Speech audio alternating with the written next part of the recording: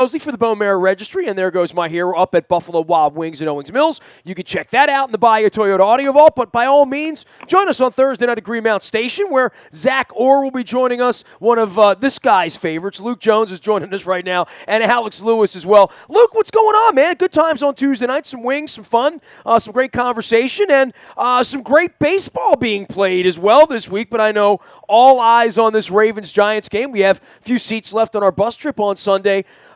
This is a winnable football game. You know, the more I play this out, I feel like this could be a happy ride home down I-95 on Sunday afternoon.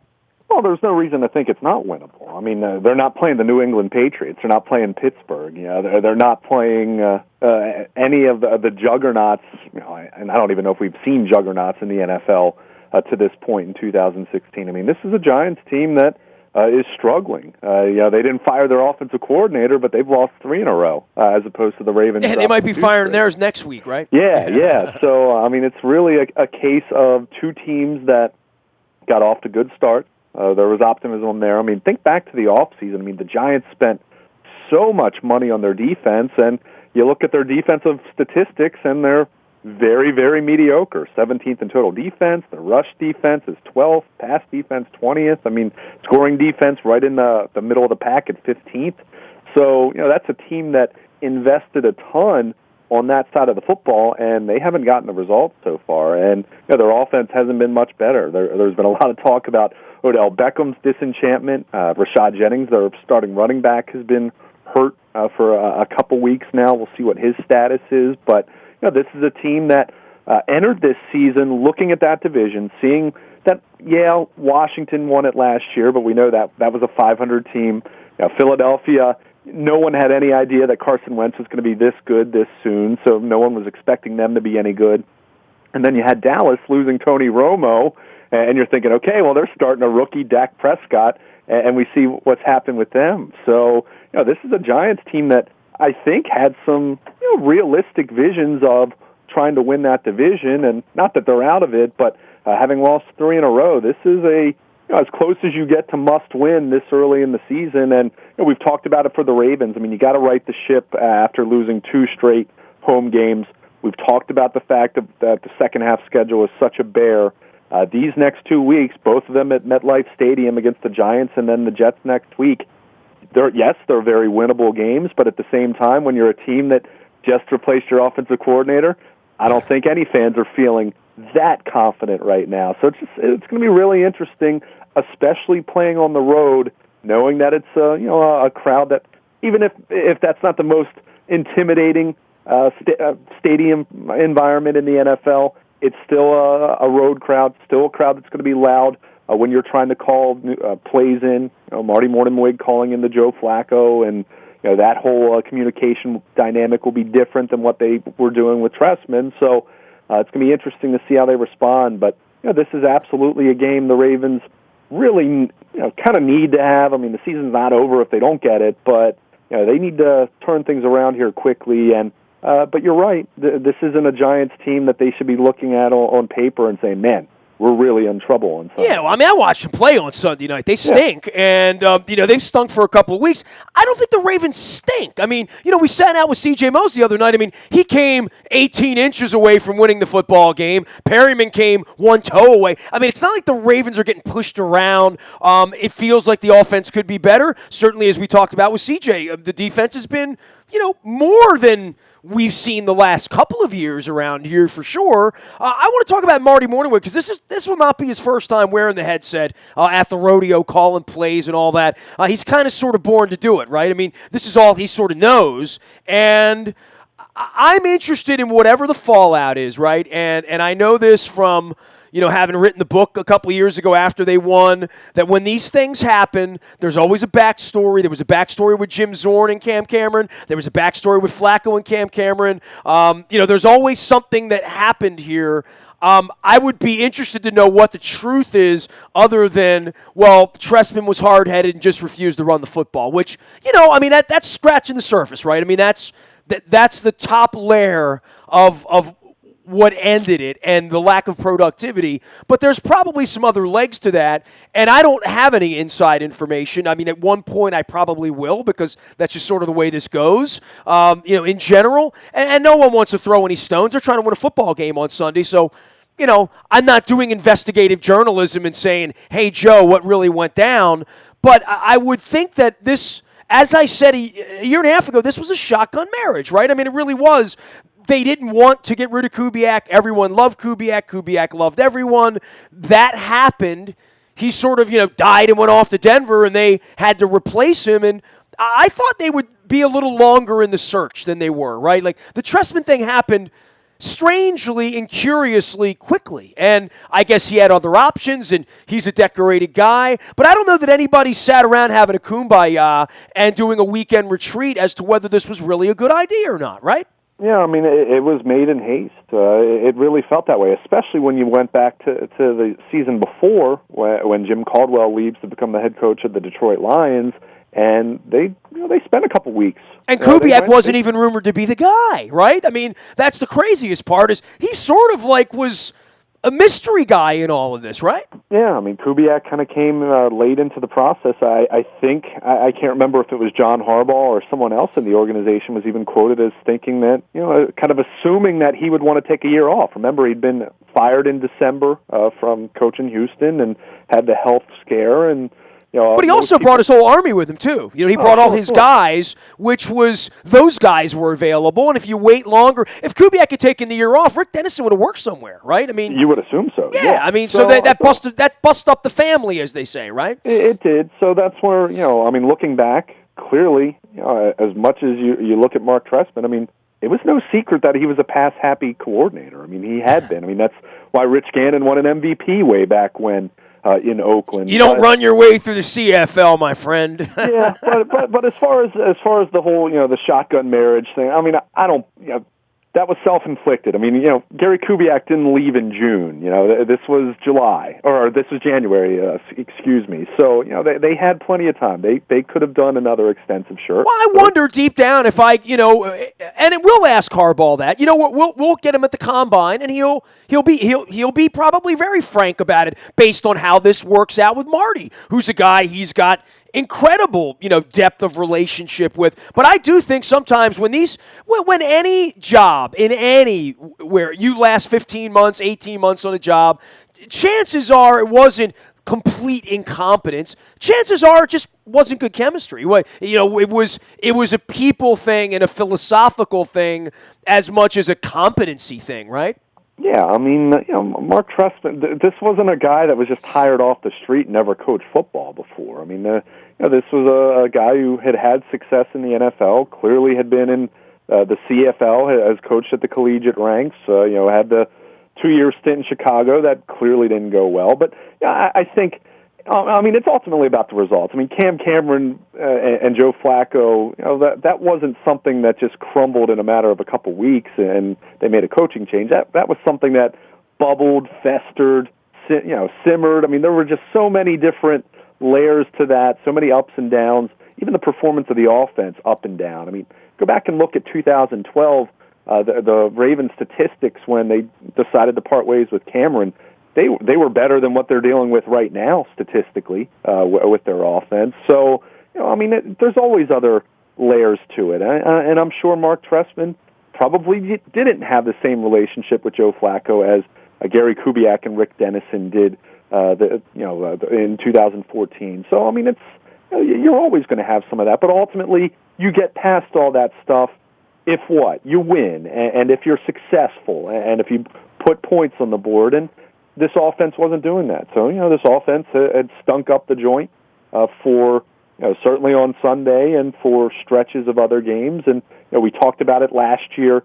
I think there was some concern last year. There were red flags last year. I wrote about it even last year. But I think there was really a case of trying to be fair to this guy because they didn't have a chance to succeed last year. They didn't have a vertical threat. They had all these injuries. It was basically the preseason. The way the offense looked. Yeah, Bill Walsh wasn't going to win games last year. Exactly. Right? So it was one of those things where, all right, they could have replaced him at the end of last season, but in reality, and the that probably would have been the right decision. In reality, it probably wouldn't have been very fair to Mark Trestman, though. So, they make the decision now, and I think if you're the Ravens, you look at your own history, and as much as everyone will make the comparison with Cam Cameron to Jim Caldwell, this feels much more like Brian Billick firing Jim Fossil in 2006. I mean, that team was 4-2. They had been 4-2 really in spite of their offense. Despite having Steve McNair come in, the defense was playing at an incredible level. Well, I think Billick was fed up with hearing about how bad the offense had been, because the offense had been. It never really recovered after. Well, Gerbach's year was. Go back and look. Gerbach's year was better than it is remembered for being, sure. because it ended. He had no running game. Yeah, I mean, Gerbach wasn't. Look. Do I think he? They all want to knight Trent Dilfer, though, too. 15 years later, the legend becomes something that it wasn't, which is Trent Dilfer would have won more games or thrown for more yards. I don't necessarily believe any of that was true. Now, they might have won a Super Bowl, but I doubt it, right? Terry Allen, I doubt it. And I also, I doubt they would have won a Super Bowl with Gerbach as their quarterback if Jamal Lewis had stayed healthy. Why? Not because Gerbach was totally terrible, but because it's really difficult to repeat. It's. But when it gets pinned on you, I guess bringing it into full circle to here is Harbaugh was not going to finish 7-9 watching this offense try to win games by 52-yard field goals every week, and knowing what's coming down the line on the schedule. Even though Cincinnati looks like they've fallen a little bit from grace, I still don't expect to go in and see a 6-9 Cincinnati team on New Year's Eve. I mean, I don't, right? I mean, I expect that game to be for all the marbles, because I expect them to win a lot more games. So the second half of the schedule, it has to be better. Let me ask you this, man, on Harbaugh, because you were at the press conference. I was not on Monday. Is this a little bit of a code red? Because they could have gone 2 more weeks, right, and made this switch during the bye, which would have seemed more comfortable. I don't think Harbaugh, and CJ and you talked about this on Tuesday night, I don't know that Harbaugh wants anybody comfortable right now, right? Well, I mean, code red, I mean, you kind of have to call a spade a spade. I mean, you fired your offensive coordinator 5 games into the season. I mean, that's. If that's not code red, what is, right? In the same way we talked about, firing Cam Cameron in Week 14 was looked like a panic move. Now, doesn't mean it was the wrong move. That felt a lot more panicky than this, though. This feels more like, well, Marty was sitting here anyway, and we're not going to let the ship go down, and we don't like where it's going. I don't know that there was anybody threw a shoe. You know what I mean? Literally. It's all semantics as far as whether you want to call it panic or whether you want to say, well, we had a guy that we feel can do a better job, or at least no worse of a job, if you want to put it in that light. But I think, look, the reality is this is a Ravens team that has missed the playoffs 2 of the last 3 years, and I've been very bullish on the fact that I don't think it's been a coaching issue nearly as much as it's been some very average rosters that they've had, quite frankly. Some of it bad luck, some of it bad decisions, some of it bad drafting, some of it being free agent contracts that haven't worked out. But there's pressure on for everybody. If they finish 6-10 somehow after starting the season 3-0, I mean, I don't know that anybody would be safe, and I'm not even trying to, be mean about it. I just think at that point, Ozzie might say this, or not Ozzie, Steve might say this is just the time to blow the whole thing up. I mean, we're 6-10 and we got a quarterback we can win with. That could potentially, that happens in the NFL. That's happened once before with Billick, right? I mean, when it's over. This is a little bit of Harbaugh stepping in to say, We don't have time for 7-9 this year. We don't have time for meaningless games in December or getting our ass kicked in New England and Pittsburgh for Christmas. I mean, that wouldn't go well around here. And the whole notion of interviewing Harbaugh at the Combine in Indianapolis may be a little far-fetched if this goes off the rails right now. Yeah, I mean, if it goes off the rails, I mean, if it's a case where they go 8-8, 9-7, and it's because Terrell Suggs and Elvis Dumervil aren't what they used to be, and maybe, hypothetically speaking, Steve Smith wears down in the second half of the season, and a lot of things could go wrong, but theoretically, I know one thing: they were 3-0. You're 3-0.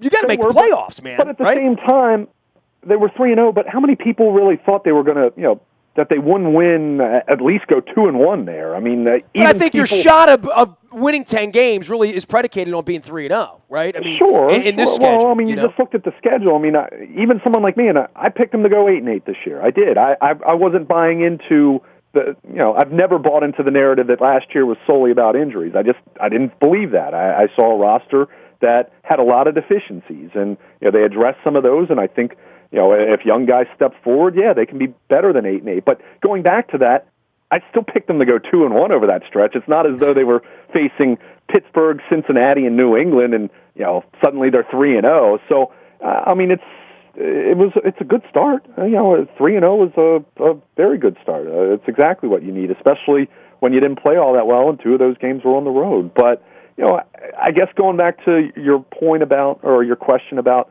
this thing goes sideways. What does it look like though? Is it because older players have just aren't what they used to be, and young guys haven't stepped forward, or has it been a case of you go 9-7 and miss the playoffs? And a large reason why is Suggs and Doomerville aren't the same, and your pass rush isn't what it needs to be. But at the same time, Ronnie Stanley looks like a Pro Bowler, and Brashad Perriman rebounds from the slow start to the season to catch 7 touchdowns in the final 10 games, and you see some good things from young players. Then I think there's a little bit different. There are some different optics to how this season plays out. So so much of that. How much of that is on the coaching? How much of that is hoping that these draft picks this year and the year before and the year before that, some of these guys finally break through that glass ceiling to become not just decent players, but great players. And, I've talked about that. This team needs more young, high-impact players, not just guys that you hope are going to become that. They need to become that. So, I think that's what you look at it in terms of, yes, wins and losses. Ultimately, this is a results-driven business, but in the same time, who are you leaning on to get those wins? I've said it. If this team goes 10-6, and it's mainly because of all their old guys fighting off Father Time and still not seeing that many young guys step forward, I'll honestly look at that as saying, okay, well, you might have snuck in as a wild card, but I'm still concerned about the future of this team, as opposed to maybe you missed the playoffs by a game, but a bunch of young guys really start playing at a really high level, and it's older guys that aren't really, what they need to be at this point. So, it's just, there are a lot of variables involved here, but, to get back to your, is this a code red, is this a panic kind of thing? Yeah, there's some panic involved. Otherwise, you wouldn't be firing a guy who was your offensive coordinator. So it's going to be interesting to see how it plays out. But to your point about Marty Mornhinweg, John Harbaugh saw this firsthand with him in Philadelphia. 2006, the Eagles had a terrible loss in Indianapolis. I want to say it was week 11, week 12, somewhere around there. And Andy Reid fired himself from the play calling duties and handed it over to Mornhinweg, who was his coordinator, who wasn't calling the plays. He called the plays the rest of the year. Eagles won their final 6 games, won the division, won a first-round playoff game, and they did that with Jeff Garcia as their quarterback because McNabb had torn his ACL that season. So, this is a guy who's capable of providing a spark, but at the same time, he's not a miracle worker. And you look at the state of this offensive line right now, injured, hasn't been very effective when guys have been on the field overall. Pass protection was just horrendous on Sunday. They need to get that straightened out. You need wide receivers other than Steve Smith consistently catching the ball. Catching the ball. I want to emphasize that. I want to put that in bold and italic and maybe jack it up a point or two. That's another part of this, right, is just when the play goes perfectly, we've seen Wallace and Perryman put the ball on the ground. That never happens with Steve Smith. That never happens with Dennis Pitta, right? Guys that catch the ball all the time. That never happened with Anquan Bolden, except in Pittsburgh that one time. Some people, guys are going to have drops. Steve Smith had a couple drops early last year, even a couple drops in big spots. But overall, who are your dependable targets? Who are those guys in crunch time that Joe Flacco knows he can throw to and can catch the ball? At this point, I think the proof is in the pudding. Steve Smith's the guy that he's gone to in crunch time. Sunday notwithstanding, with him getting hurt in the first quarter, but it's been him and Pitta more so. And it's not to say that Wallace can't do it. It's not to say that Perriman can't do it. It's not to say that Kamar Aiken can't do it. We saw Aiken have a really good second half to last season, albeit the stakes not really being there with it already being a lost season. But these guys have to make plays, and Joe Flacco has to make throws. Everyone has to be better, from the offensive line to the receivers, running backs, figuring they're going to get more opportunities now. They need to take advantage there.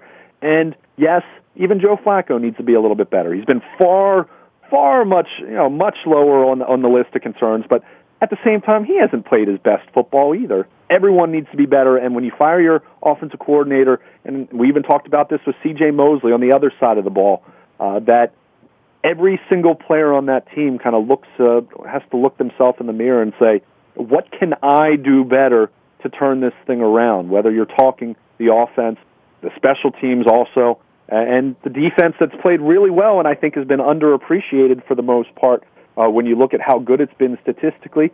But that group can still be better and has had its lapses in pass coverage at times over these first 5 games. So everyone needs to be better. And John Harbaugh said it on Monday, and I thought it was it was very profound in saying, look, Mark Trestman is the guy that's suffering the most out of what's happened so far, but it's all of our responsibility that this happened. It's all of our responsibility to get it right. And that holds true for everyone, both players and coaches, including John Harbaugh. All right, Luke Jones can be reached at Baltimore Luke on Twitter, as well as Luke at WNST.net. Before I go, Luke, I must give you a little baseball, free form here because, I have fallen asleep the last couple of nights. I mean, the Cubs I was kind of in and out on. Well, I was out on Game 3. Game 4, I sort of came in right at the very, very end where they were jumping up and down. Then I had to go back and sort of rewind it because I was dozing. I mean, hey, welcome to being an old guy and doing morning radio and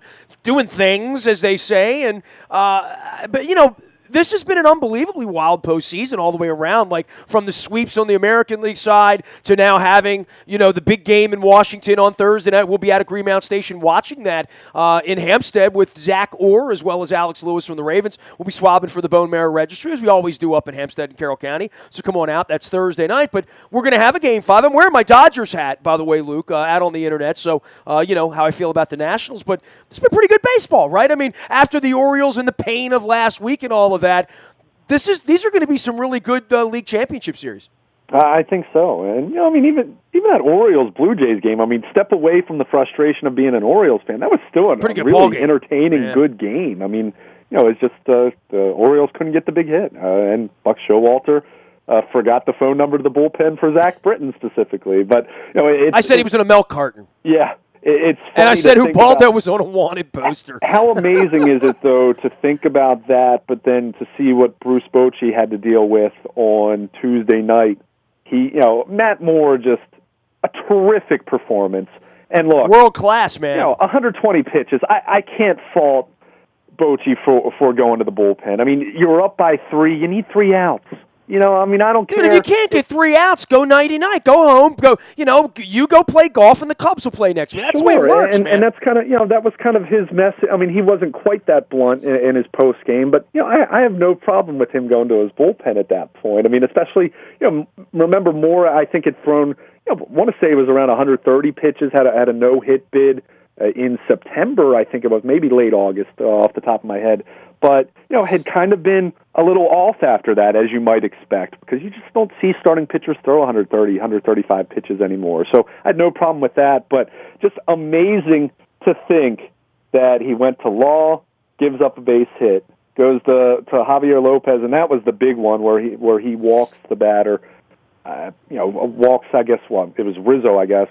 And, it's first and second, nobody out. And here comes Zobrist, here comes the middle of the order, and right? Yeah, things just go sideways very, very quickly, but just incredible to think that the Orioles being in that spot all year long never faltered in that exact situation, talking a lead in the 9th inning, because they had Zach Britton, because he was just phenomenal all year. And the Giants, with all that great starting pitching, look at that rotation. They clearly had their issues scoring runs in the second half. As much as the Connor Gillespies of the world tried to play hero in that series and did a great job, but you go back to that bullpen, all the blown saves during the regular season. Well, a leopard's not going to change its spots, and it's amazing to think the Giants with their previous World Series teams. They had Brian Wilson early on, but their World Series 2 years ago, not as though they had any big standout names in that bullpen, but they just had guys who got the job done. And it was just incredible, almost painful, tragic from a baseball context to see Law, Lopez, Romo, Smith come in and just none of them could get the job done. Three of them couldn't even get After an out. watching the guy before go out there on his 112th pitch and throw darts, you know, like he looked like he was playing catch at various points. It looked like he was toying with him, and they had a 5-2 lead. And all I could think about, Luke, was, you know, this is going to be a great Game 5. I mean, Wrigley Field, and here comes Bruce Bochy and the geniuses, and here comes the Buster Posies, and the Cubs are trying to get what the Giants have had, and Posey's got a fistful of rings. And everything. Oh, my God. I mean, I was like, man, Thursday's going to be a hell of a day now, right? I mean, because we already had the Dodgers and the Nationals show that they're going to play, and I thought, man, this is great baseball. It's great drama, man. The Cubbies, here it is. And you know what? I guess for the Cubs, whoever they get, whoever they draw this weekend, they'll start playing on Game 1 on Saturday.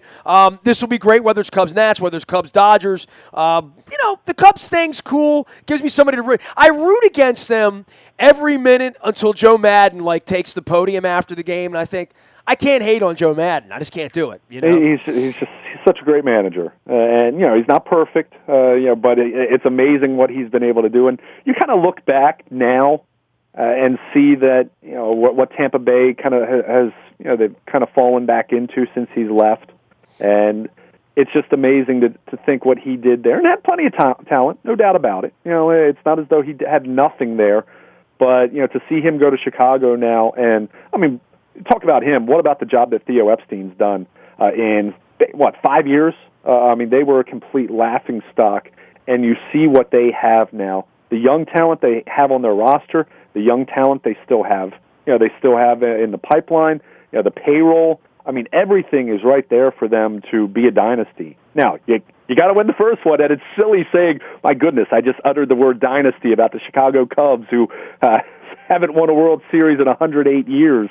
But it's all sitting right there for them to break through the glass ceiling and win and to stay on top. And there's no guarantee that will happen, but it is all sitting right there for them. But as far as this postseason, you look at them, you look at Cleveland in the American League, who has gotten very little credit all year, and you see the way that they were able to systematically dispose of the Red Sox, who had played so well over the final 6 weeks of the regular season. It's just impressive, and I'm really itching to see a Chicago-Cleveland World Series. I mean, I'm just, think about it. Any living baseball fan, anyone, younger than 70, you kind of equate terrible baseball with which teams? The Cleveland Indians and the Chicago Cubs. I mean, that's just the reality. When you're not thinking about the Buccaneers or the Saints or the LA Clippers, but in baseball, of course. For baseball, I mean, you just think of those two teams. I mean, if you're younger, under the age of 70, and they made movies about the Indians, right? Yeah, I mean, literally, and the Cubs. But I mean, Major League was all about the incompetence of they didn't use the Yankees. right, exactly. So just to see those two teams, and people were talking about the Cubs and the Red Sox. Forget about the Red Sox have won 3 World Series. That put the curse of the Bambino. I don't want to hear about that anymore. And good for them, fine. To see Cleveland against Chicago, I mean that would who cares about whatever the ratings are? Just my personal enjoyment seeing that. As a baseball fan, that those have been the two proverbial doormats for decades upon decades. To see those two teams and to know one of those teams will be coming away with a win, because Cleveland's pressing 70 years since their last World Series. So it's not. They had a parade 4 months ago, man. Come on with the Cleveland. Well, hey, I'm not saying I wouldn't want to see the Cubs win. Let the Canadians have some fun. Mark Shapiro's up there. Besides, they denied me credentials last week. So screw the Blue Jays. Right, there you go. Forget that. Go Tribe. Go Cleveland. Hey, they're the most and the Blue Jays are the team of those remaining that have won most recently. Yeah, Indians-Cubs would be kind of fascinating. Yeah, right? I mean, it just it would, and with Cleveland starting pitching and that offense that has very few names that the common baseball fan recognizes, but we've already talked about it. They scored as many runs as anyone in the AL other than Boston, so they can score some runs too. But I mean, the Cubs won 103 games. It's sitting right there for them. They're the best team in baseball. They've been the best team in baseball all year. They've got 8 wins to go. Proved it in the 9th inning in San Francisco and probably went out for sushi afterwards. Yeah. I mean, that's just impressive all the way around. The 13 innings and falling down the hill and being down 5-2. And I mean, there was never a moment in my mind on Tuesday night where I didn't think they'd be playing baseball on Thursday. I mean, right? How could you think they would be when it was 5-2? I mean, but it was the San Francisco bullpen, and as I tweeted out, probably I guess early in the ninth inning when things started to go the wrong way for them. I said, how thoughtful of the Giants to play the Detroit Tigers in this year's postseason. You don't have that bullpen, it's going to catch up to you, especially in the postseason. All right, so I want to leave you with this quote, Luke. This is from Joe Madden after the game on Tuesday night. Expectation, that's what you talked about, 103 wins. That creates expectations. Expectations is a good word because normally it means you have something good attached to it at the other side. Pressure, expectations. I want our guys to thrive on those two words for years to come. I want the organization to. In the end, that means there's a lot expected of you. Good. There should be. We should all have a lot expected of us. So all those things I want to have us channel in a positive direction. So there you go. It's pretty good stuff, right? There you go. And sounds like some good words for wisdom for the Ravens as they turn the page with a new offensive coordinator and try to get things righted here after a 3-0 start, 2 straight home losses. Still plenty to play for, and season not over, season not completely going down the tubes, despite what some concerned fans have expressed on my social media Hang network. in there, man. We got room on the bus on Sunday. Join Luke and I. We're going up to the Meadowlands, hopefully for a little purple party up there in the swamps of Jersey. You can learn more nasty at WNST.net. Email me. Click the trips tab at WNST.net. We're out on Facebook, Twitter, LinkedIn, Snapchat, Instagram, streaming live on Facebook Live, as well as our YouTube WNSTV channel. Big thanks to CJ Mosley for joining us at Buffalo Wild Wings in Owings Mills on Tuesday night. We had a great night there. The videos, the audios, all up now in the Bayou Toyota Audio Vault as well. Thursday night we'll be at Greenmount Station coming back to Hampstead. 2 shows this week for my birthday. That's on Friday. At some point somebody will buy me some cake, I'm sure. I want some crab cake at Greenmount Station on Thursday. So we'll have that. And it's been a big week around here for sure. We're going to be joined by Zach Orr as well as Alex Lewis. We will be swabbing for the Bone Marrow Registry. Let's get everybody in Carroll County, everybody in Hampstead swabbed up and out to Greenmount Station on Thursday night. Big weekend. If you need us at any point, you can find us out on the internet or in the Bayou Toyota Audio Vault. The morning newspaper ships to your email inbox at 7 a.m. each and every morning, and that is powered up by Planet Fitness and PlanetFitness.com. And last but never least, breaking news happens first, as you found out on Monday morning on the WNST Tech Service. That's brought to you by Coons Ford of Security Boulevard. Dennis will have you covered Thursday from 3 until 5, driving you home, getting you ready for playoff baseball and the Ravens weekend and all that good stuff. We are WNST.net, AM 1570, and WNST Towson, Baltimore, and we never stop talking Baltimore sports.